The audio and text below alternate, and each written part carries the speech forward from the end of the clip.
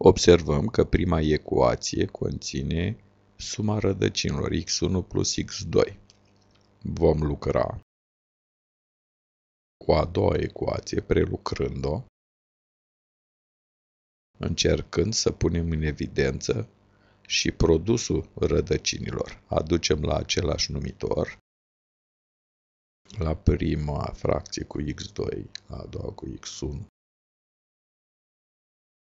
Remarcăm că la numărător am obținut suma rădăcinilor, care știm că este 11, și o înlocuim.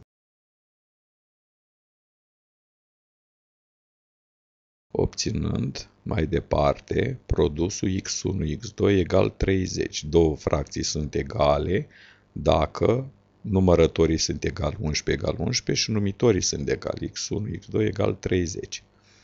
Cu suma și produsul formăm ecuația de gradul 2, x pătrat minus sx plus p egal cu 0. Suma este 11, iar produsul este 30.